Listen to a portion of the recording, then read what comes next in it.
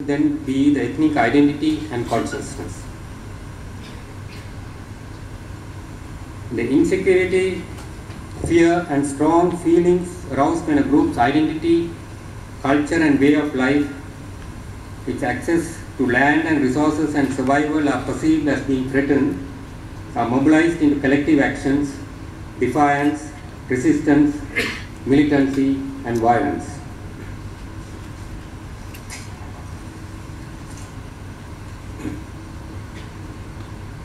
Conflict entrepreneurs, that is social actors with vested interest in maintaining ethnic tensions, have socially engineered perverse social capital gaining power, legitimacy and social control. In the long term, with competing regimes of control and terror, even the bonding social capital has been eroded. Bridging social capital between groups consistently undermined, and people have lost trust in social institutions, structures and governance. According to Goodhand, writing in the year 2000, social capital may represent a powerful social glue when there is a clearly defined enemy. But when conflict becomes protracted, the fault lines become less clear and bonding may break down. Conflict entrepreneurs on either side are aware of these tensions and exploit them accordingly. Political and military support for the Tamil paramilitary groups, for example, represent an attempt to harness tensions within Tamil civil society. Therefore, social capital may be manipulated and strengthened for perverse outcomes.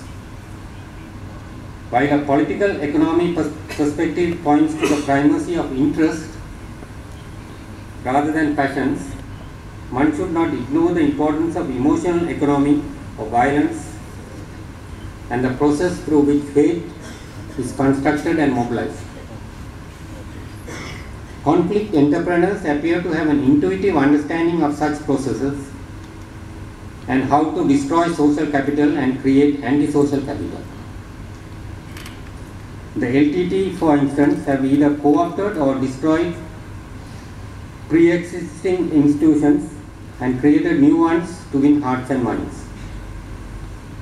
Propaganda and violence have been used to nurture emotional economy based on a currency of fear, victimhood and a sense of grievance. Showcase killings and theatrical violence have been used strategically to cope populations, provoke reprisal killings and deepen ethnic fault lines. Another important element of affective economy is the mythology of the heroic death. Its most extreme version is the LTT's female suicide bombers, which draws on the symbolism of valor to recruit and mobilize young men. Civil conflict causes community trauma by the creation of repressive ecology based on imminent and pervasive threat, terror and inhibition that causes a state of generalized insecurity and rupture of the social fabric. According to Coletta and Cullen, writing again in 2000, unlike interstate conflict, which often mobilizes national unity and strengthens societal cohesiveness, violent conflict within a state weakens its social fabric. It divides the population by undermining interpersonal and communal trust, destroying the norm and values that underlie cooperation and collective action for the common good, and increasing the likelihood of communal strife. This damage to a nation's social capital, the norms, values and social relations that bond communities together, as well as the bridges between communal groups, civil society and the state, impedes the ability of either communal groups or the state to recover after hostilities cease. Even if other forms of capital are replenished, economic and social development will be hindered unless social capital stocks are restored. Such an understanding would enhance the abilities of international actors and policy makers to more effectively carry out peace building.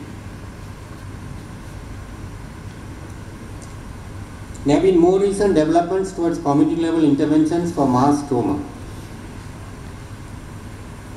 The IASC have developed together with 200 organizations working in similar situations, in post-conflict situations, some of the principles of community level interventions after disasters.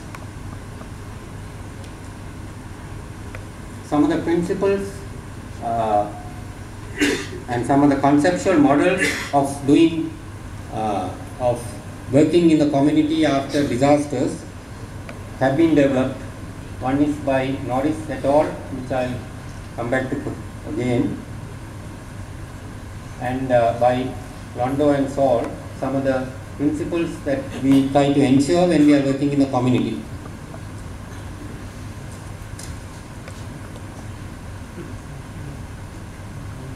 Community resilience can also be seen as a positive collective adaptability despite high levels of adversity. In this case, the impact of the natural disaster, the Asian tsunami, the JBP uprisings, and the chronic civil war. Instead of looking only at the pathological negative outcomes, resiliency looks at adaptation and of withstanding of adversity.